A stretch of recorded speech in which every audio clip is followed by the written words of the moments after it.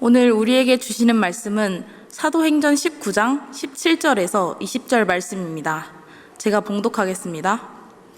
에베소에 사는 유대인과 헬라인들이 다 이 일을 알고 두려워하며 주 예수의 이름을 높이고 믿은 사람들이 많이 와서 자복하여 행한 일을 알리며 또 마술을 행하던 많은 사람이 그 책을 모아 가지고 와서 모든 사람 앞에서 불사르니 그 책값을 계산한 즉 은 5만이나 되더라.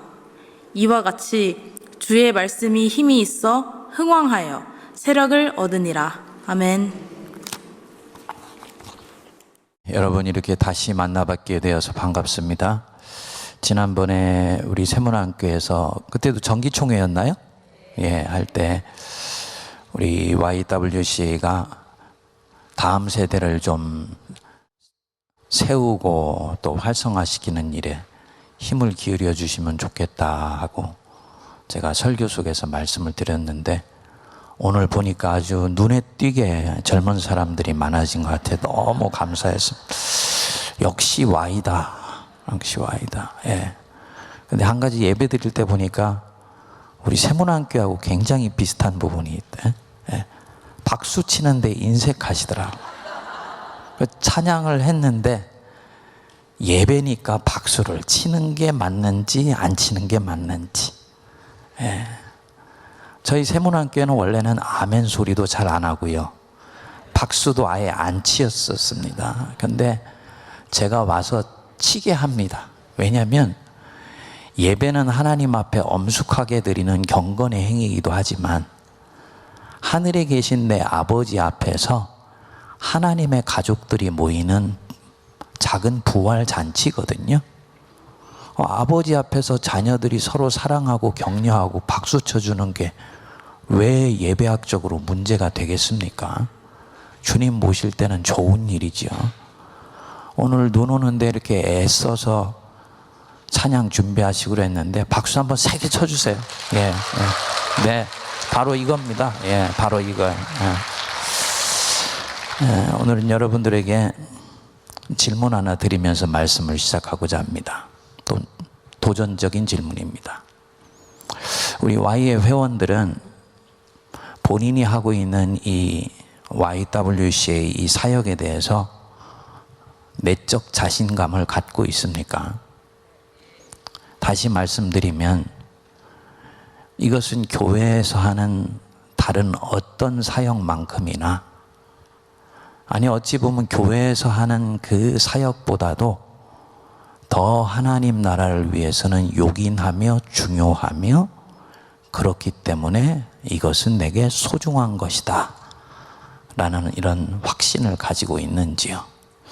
오늘은 이 부분들에 대해서 좀 여러분들하고 말씀을 나눠보려고 그럽니다. 사람의 인생이건 어떤 영적 운동이건 간에 이게 오르막이 있습니다. 쭉 성장하고 발전해 나가는 그런 단계죠. 그리고 그 오르막의 끝부분에 정점이 있어요. 정점. 한 사람의 인생으로 치면 황금기이고요. 여태까지 그 정점에 서기 위해서 시간과 정열과 에너지를 쏟아부었던 것. 예, 정점입니다. 사도 바울의 선교에도 이 정점, 일종의 금자탑에 해당되는 부분이 있습니다. 오늘 우리가 본문에서 바라보는 바로 이 에베소 선교입니다. 바울의 에베소 선교에서 바울의 선교는 꽃이 피게 되고 그리고 선교가 정말 어떤 것이어야 하는지의 표본을 2000년 기독교 역사 속에 물려주게 됩니다. 바울의 에베소 선교를 보면 그가 여태까지 선교 여행을 할 때는 보이지 않았던 한 가지 대단히 중요한 사건이 일어나게 됩니다. 에베소는 고대로부터 이 소아시아, 지금으로 치면은 터키 지역입니다. 소아시아 지역의 가장 큰 도시였습니다. 경제와 무역이 아주 발달을 했고요. 여느 도시보다도 더 주술과 점성이 성행을 했습니다. 그래서 오늘날에도 프랑스의 루브르 박물관이나 뉴욕의 국립박물관이나 대형 박물관에 가보면 고대 에베소시에서 나온 주술과 점성술 책들이 소장이 되어 있다고 합니다. 그만큼 도시 전체가 주술이 강하고 점성술이 강했어요.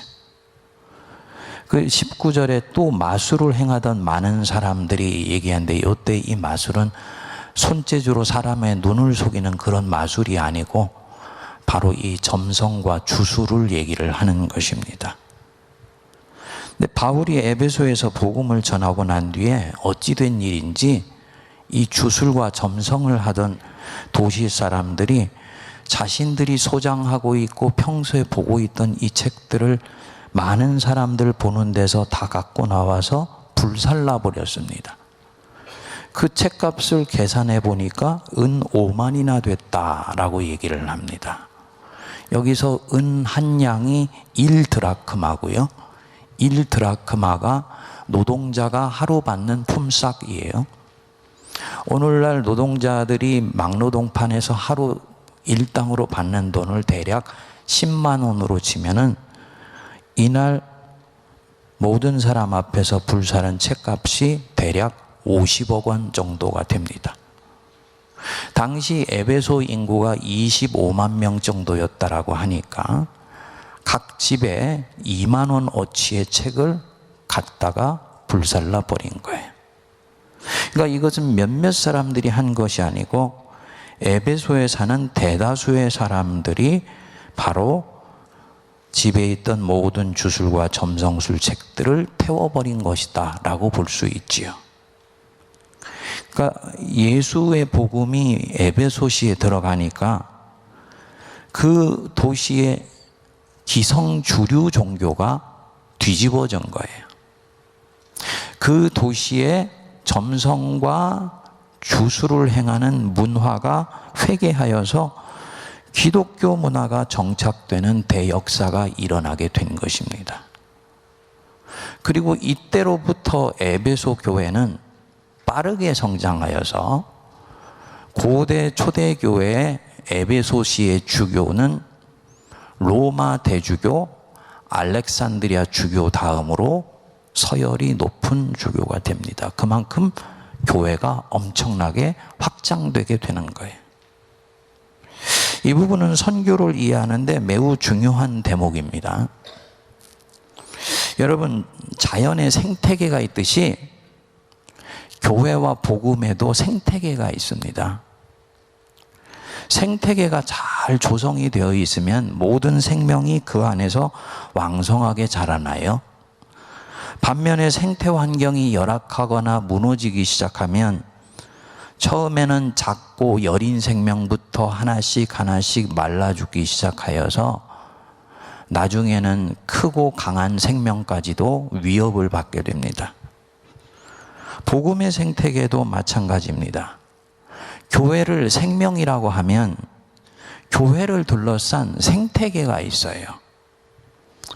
그래서 이 생태 환경이 교회에 호의적이거나 우호적이고, 또 교회가 가는 길과 방향을 같이 하거나 방향을 같이 하지 않아도 상호 이해와 협력이 가능하면 지금 그 교회는 생태 환경이 대단히 좋은 것이라고 말할 수가 있습니다. 시간이 지나면 교회도 점점 왕성해지게 됩니다. 반면에 교회를 둘러싼 생태계가 열악해질 수 있습니다.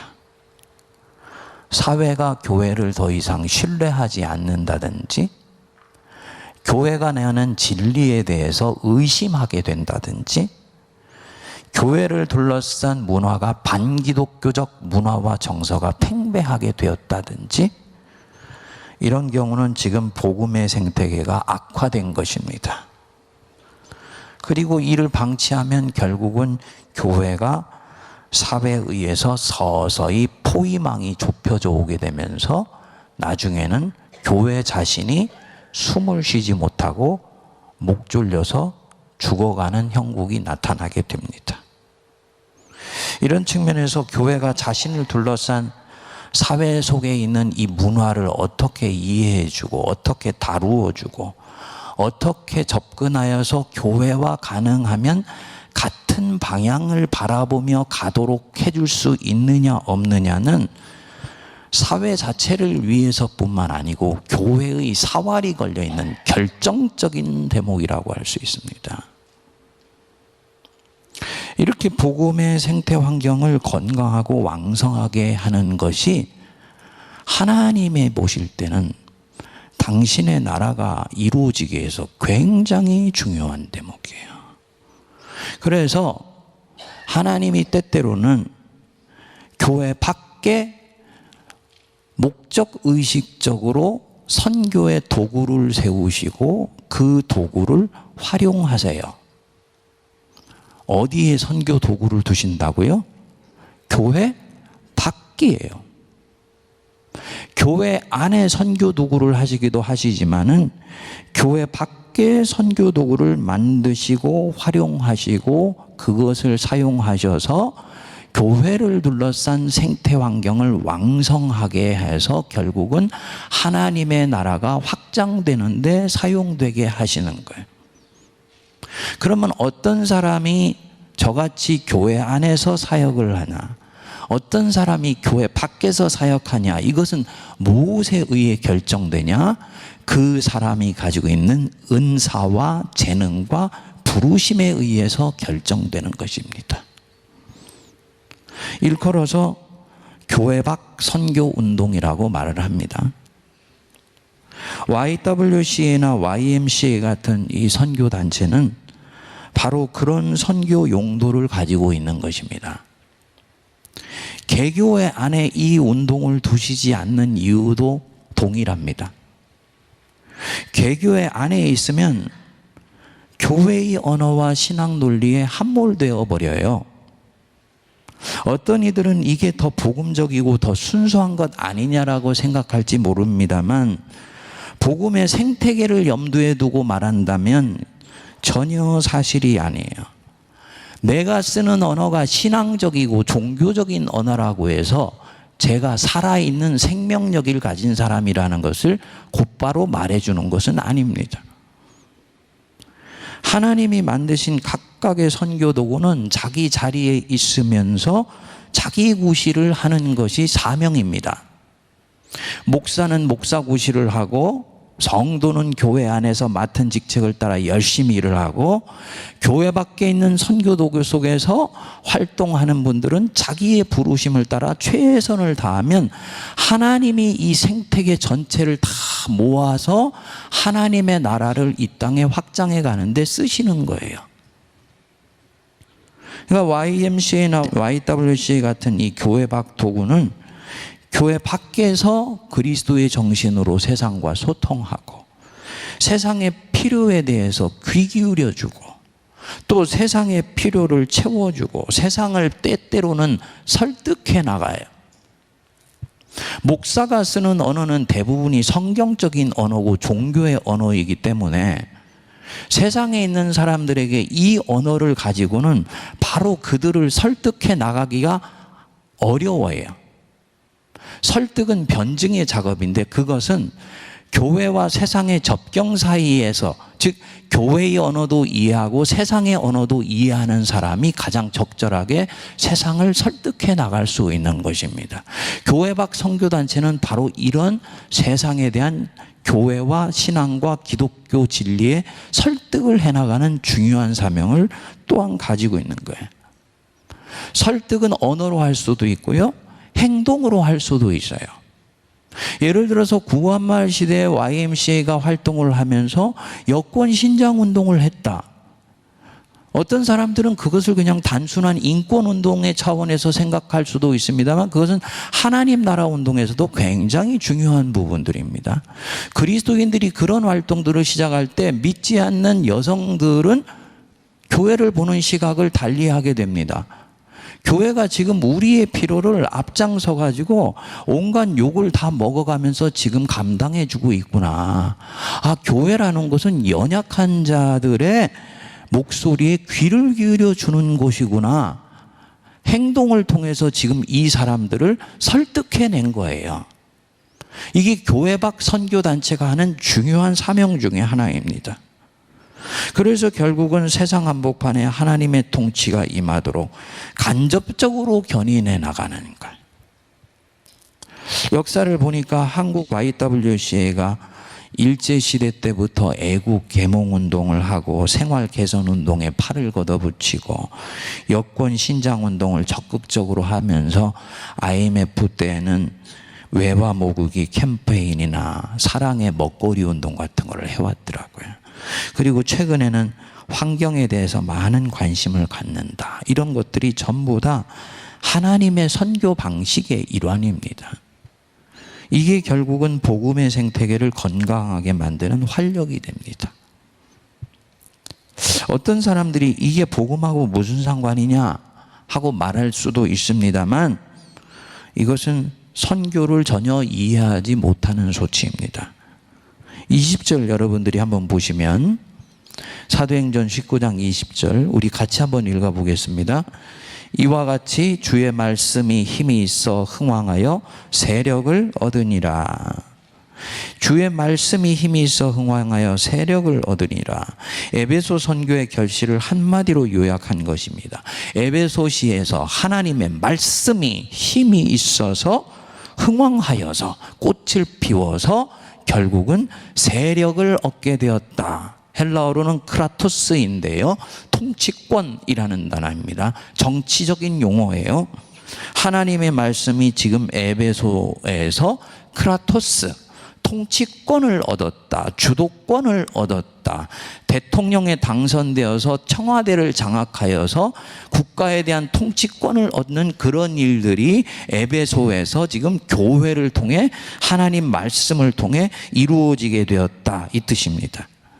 다시 말씀드리면 하나님의 말씀이 사람의 영혼을 장악할 뿐만 아니고 사람들의 일상을 지배하는 문화생활에서도 통치권을 얻게 되었다. 그래서 그 결실로 여태까지 통치권을 갖고 있던 주술과 점성으로부터 돌아서서 하나님의 말씀에 붙들려서 갖고 있던 책을 불살라버리는 이런 역사가 일어나기 시작한 것입니다. 이 지역에 하나님의 나라가 이루어지기 시작한 것입니다. 그리고 선교의 궁극적인 목적이 이 하나님의 나라예요. 하나님의 통치가 임하게 하는 것. 그래서 교회는 직접 선교를 하고 YWCA 같은 교회 밖 기독교 단체는 간접 선교를 해요. 이 둘이 합해져서 복음의 생태계를 왕성하게 만들고요, 그 지역에 하나님의 통치가 이루어지게 됩니다. 이런 신앙관을 현대신학의 언어로 말을 하면 에큐메니컬 복음주의 운동 혹은 복음주의적 에큐메니컬 운동이라고 이야기를 합니다. 복음으로 개인의 영혼을 구원하고 개교회를 부흥시키는 데만 초점이 있는 것이 아니다. 어떤 아주 사실은 보수적이라고 하지만 제가 볼 때는 근본주의적인 신앙을 가지고 있는 분들의 논리에 의하면 교회가 전도를 열심히 해서 끊임없이 개교회를 부흥시켜서 끝없이 교회가 부흥되면 결국은 자연스럽게 하나님의 나라가 오는 것 아니냐. 만일에 그렇게 해서 하나님의 나라가 온다면요, 중세 유럽의 기독교 제국은 이미 하나님의 나라였어야 됩니다. 개교회를 끊임없이 부흥시켜서 전도해서 우리나라에 지금 있는 개교회 숫자보다 한 50배가 많으면 하나님의 나라가 가까운 것이다 라는 게 성립되려면 중세 기독교 제국이 하나님의 나라가 당연히 됐어야 되는 거예요. 아니더라는 거죠. 초점은 무엇이냐? 그 교회가 터하여 있는 정치, 경제, 사회, 문화, 예술, 삶의 방식, 가치관, 그 시대의 문명 전체가 정말 성경에 나오는 하나님의 말씀과 하나님의 은혜와 사랑과 진리와 정의에 의해서 기반이 세워져 갈 때 그것을 가지고 하나님의 나라가 임하였다고 말을 하는 거예요. 대통령이 교회를 다닌다는 것과 대통령이 기독교의 가치관과 정신을 가지고 정치를 하는 것은 전혀 차원이 다른 거예요. 왜 이 대목에서 유독 고개를 끄덕거리시죠? 오해 마세요. 지금 대통령 두고 드리는 말씀이 아니에요. 네? 우리 기독교가 가끔 착각해요. 저분이 지금 교회를 다니고 교회 장로님이니까 저분이 대통령이 되면 청와대가 하나님 나라가 될 것이다. 아니에요. 그렇게 해서 그 기독교인이 대통령이 되었지만 이분이 가지고 있는 정치 이념이나 철학이나 정강은 철저하게 소비주의 물질 문명에 입각한 것이다. 그것은 하나님의 나라와는 거리가 먼 겁니다. 이해가 되십니까? 그렇기 때문에 교회 안에 있는 논리로 교회를 계속 확장하는 것만큼보다, 아니 그보다 더 중요한 것이요, 교회 밖에 있는 선교 도구가 어떻게 주님의 일을 감당하느냐, 굉장히 중요한 부분입니다. 선교는 그래서 양방향이어야 돼요. 교회 내의 선교, 교회 밖의 선교 같이 가야 돼. 복음화가 아니고 하나님의 통치, 크라토스가 이 땅에 임할 때 지금 선교가 왕성하게 진행되고 있는 것입니다. 그래서 이 통치권이 이루어지기 위해서 개교회가 연합하고요, 사소한 교리적인 차이를 넘어서 기독교회가 연대하고요, 심지어는 환경이나 평화나 빈부격차라는 성경의 보편적 가치관이 실현되기 위해서 그 사회에 있는 공의롭고도 정의로운 세력들이 연대하는 일들이 생기는 거예요. 이거를 에큐메니칼이라고 얘기를 하는 거예요. 그러니까 에큐메니칼은 교회의 연합과 일치인데, 교회의 연합과 일치 자체가 목적이 아니고 이 하나님의 나라가 확장되게 하기 위해서 그것의 전술적 목적으로 교회의 연합과 일치를 추구해 나가는 것입니다. 오늘날 인터넷에서 떠도는 이 찌라시 수준의 신앙이나 신앙관에 영향받은 사람들이요, 이 YMCA나 YWCA나 이 사회 밖에 있는 기독교 운동단체, 특히 시민사회에 깊이 뿌리를 내리고 소위 성경에 나오는 보편적인 가치를 실현하기 위해서 애쓰는 그런 단체들에 대해서 엄청난 공격을 퍼부어요. 그리고 교회의 뿌리 자체가 이 부분에 있어서 굉장히 취약해졌어요. 제가 보니까 그래요. 7, 80년대 때만 하더라도요, 세문안교회나 연동교회나 안동교회나 또 남대문교회 같은 소위 이 사대문 안에 있는 교회들은 봄, 가을로 1년에 2번씩은 신학 심포지움이나 학술 강좌, 신학 학술 강좌를 했어요. 교인들이 와서 많이 듣지는 않아요. 그런데 목회자는 말할 것도 없고 교회에 있는 항종들이 와서 다 그것을 귀동냥을 하면서 들어요. 그리고 자기 안에 어떤 식으로 소화를 해서 정리를 해내서, 그러다 보니까 신학교와 교회 사이에 신학적 간극과 신학적 관의 간극이 적었어요. 목사님들이 신학적 기반을 가지고 교회에 대해서 말하고 교회의 방향을 얘기하기가 굉장히 수월했습니다. 오늘날에는 사대문 안에 있는 교회들 안에서조차도 신학강좌나 심포지움을 하는 교회를 눈을 씻고 찾아봐도 찾기가 힘들어요. 거의 유일한 것이 우리 세문안교회가 하는 봄에 언더우드 국제학술 심포지움, 가을에 우리 청년들이 하는 언더우드 청년 심포지움, 이 두 개예요.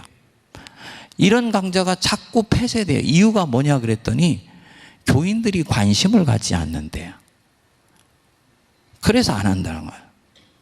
근데 교인들이 관심을 안 가져도 이것은 계속해야 됩니다. 교회가 가지고 있는 사명을 생각해 보면.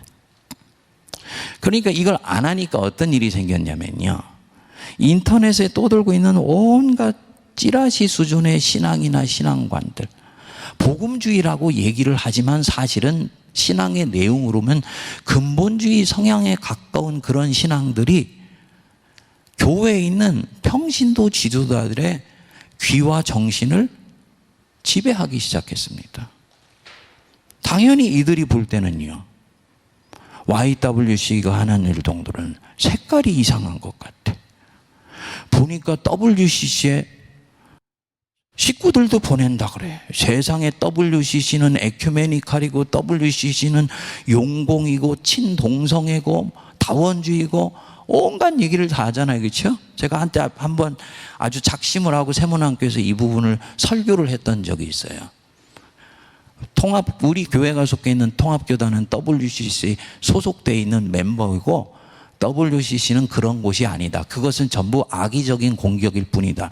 아예 그래서 댓글 공격이 올 거를 미리 제가 대비를 해가지고 교회 안에 10명을 딱 찍어가지고 댓글 오르면 바로 반대 댓글 달으라고 준비를 단단히 시켰어요. 근데 이상합디다. 정면으로 치고 들어가니까요, 말을 안 해. 여러분들 안에도 그런 분들이 있을 수 있어요. 여러분, 우리 교단이 세문안교 통합교단이거든요. 감리교도 소속이 돼 있어요. 감리교도. WCC의 가장 큰 지분을 가지고 있는 교회가 동방정교예요. 동방정교. 이 동방정교는 개신교보다도 훨씬 보수적입니다. 미국에 가서 동방정교 예배를 드렸더니 예배를 3시간을 드려요. 이미 그걸 보면 알 수 있어요. 동방정교는 자기들은 모더니즘을 경험하지 않았다 그래요. 만일에 그런 곳에서 소속 교회인 동방정교가 버젓이 3분의 1을 지분을 가지고 있는데 동성애를 찬성한다는 공식적인 천명을 한다? WCC를 깨겠다는 얘기입니다. 다원주의를 인정한다? WCC 하지 않겠다는 얘기예요. 이것은 WCC가 계속 사역을 하기 위해서는 선택할 수 없는 일이에요. 정치적으로도. 그리고 그 안에서도 한 번도 그런 부분들을 공식적으로 천명한 적이 없어요. 세션에서 한번 와가지고 예를 들어서 누가 뭐 무당에 대해서 샤머니즘에서 얘기했잖아요. 그걸 가지고 초점을 맞춰서 WCC가 샤머니즘을 지금 인정하는 것 아니에요. 이거는 그야말로 반지성주의적 공격인 거지. 이런 식의 공격이 우리 한국교회 아주 팽배해가지고요, 여러분들이 사역을 하면서도 도처의 장벽과 어려움들이 가로막고 있어요. 젊고 똑똑한 여성 크리스찬들이 이 사역들에 가담하는데 멈칫멈칫하도록 만드는 주된 요인이 됩니다. 소위 생태 환경이 악해진 것이죠. 이런 영향으로 오늘날 한국교회 안에서 이 YWCA 같은 교회 밖 선교운동이 대단히 위축되었습니다. 그리고 내적인 자신감이 약해졌어요. 이 자리에 모인 우리 YWC 회원분들, 내적 자신감을 갖기를 바랍니다.